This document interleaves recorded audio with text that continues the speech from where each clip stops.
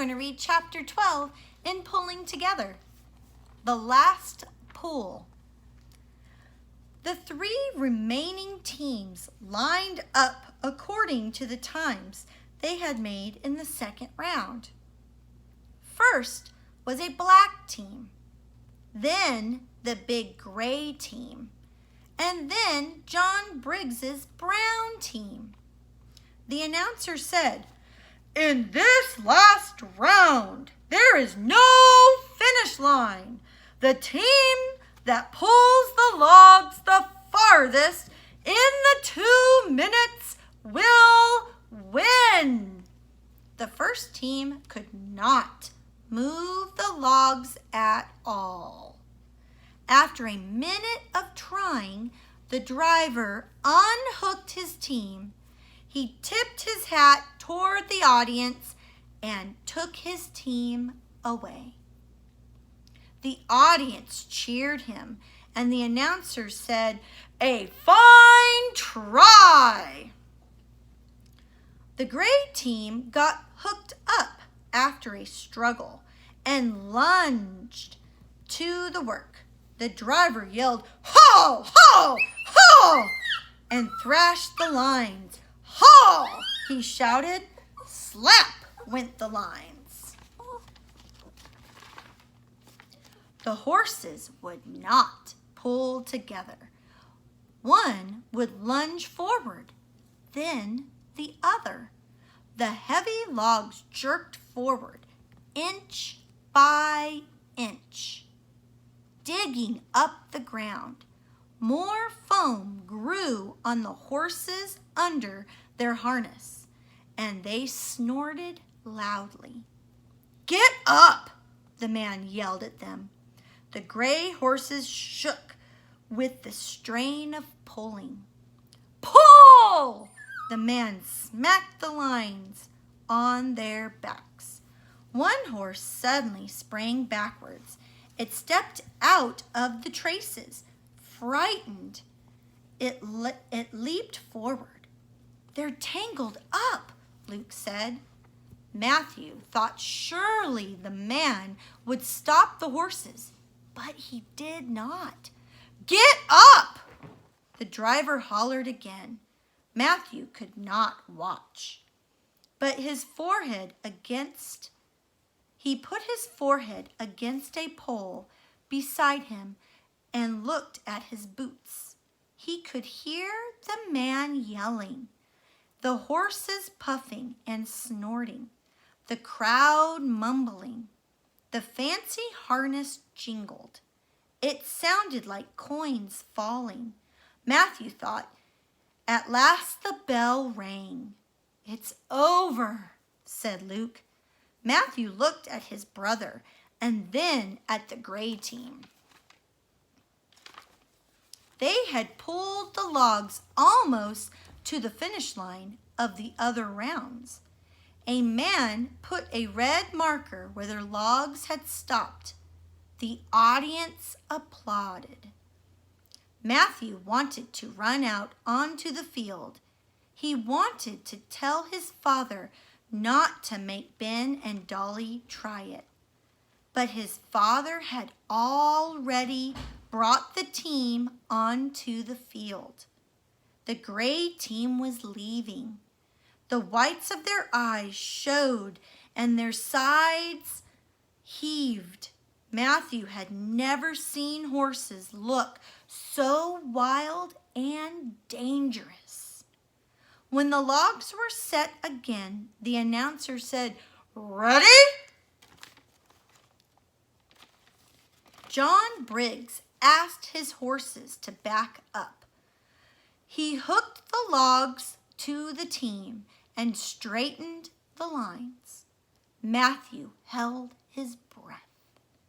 Everyone seemed to hold their breath. There was not so much as a cough from the crowd. The man with the watch nodded. The time began. John Briggs clicked his tongue. Ben and Dolly, their ears forward, pulled together. 5 seconds. Then 10 seconds went by. Finally, the logs began to move. And suddenly, they were moving smoothly. Ben and Dolly strained against the heavy load with all their strength. Matthew lost his ability to tell time. It was as if nothing in the world was moving but his father, the logs, and the 2 small brown horses with their black manes. "Whoa!" said John Briggs.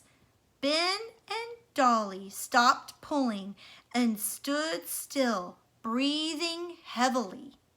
John Briggs went around to their heads and adjusted their bridles. He picked up a small stone and tossed it out of the way. Then he went back and picked up the lines. He clicked his tongue. The horses leaned mightily into their harness. Again, after a few seconds, the logs crept forward. The 2 horses pulled together evenly, steadily.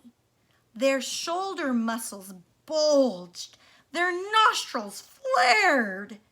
They pulled until the veins in their neck stood out.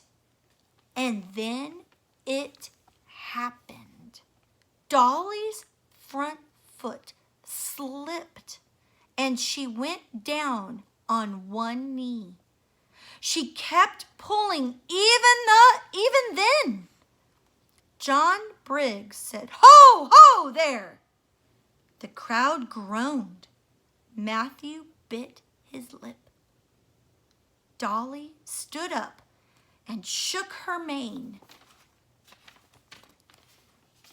John Briggs picked up her foot and looked at it. He ran his hand down both her legs. Then he walked ahead of the team, throwing stones aside and studying the path that the gray team had plowed up. The seconds ticked by. The only sound was the puffing of the horses. John Briggs came back to them, patted them, and he returned to the lines. He clicked his tongue quietly, and his 2 horses leaned into their work. The logs moved again. "Matt," said Luke in a whisper, "I think we might make it." The man with the watch called, 20 seconds left. The little team was nearly to the red marker. Their sides lathered. Their breaths came in snorts. The crowd began to count. 12, 11. Ben and Dolly heaved together, and the log slid past the red marker. Matthew's eyes blurred. His father was still asking the team to pull. The crowd was on its feet.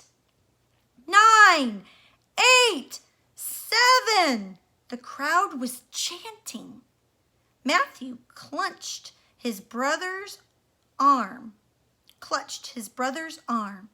They both were yelling, but they could not hear themselves. 4, 3, 2. The crowd was screaming now. At the last second, as the bell was ringing, the front of the logs hit the finish line. The crowd burst into cheers. Men threw their hats into the air, and the applause was louder than any thunder. Matthew and Luke grabbed each other, pounding each other and laughing. People were pouring onto the field, cheering all the way. For 5 minutes, the cheering went on. Matthew could not see his father for the crowd around the team. When at last he could make himself heard, the announcer called for the winner to come get his trophy and the prize money. There was a pause. The crowd pulled back so that John Briggs could get his horses through. But instead of driving them toward the judge's stand, he took them toward the other end. Everyone watched in silence. John Briggs brought them around in front of his sons. He handed the lines to Matthew. Let's all go get that trophy. Matthew took the lines. John Briggs and Luke walked together behind him, and together, like heroes home from war, they all walked the field, just as they did every day when their work was done. And at that moment, John Briggs's horses did not look small at all.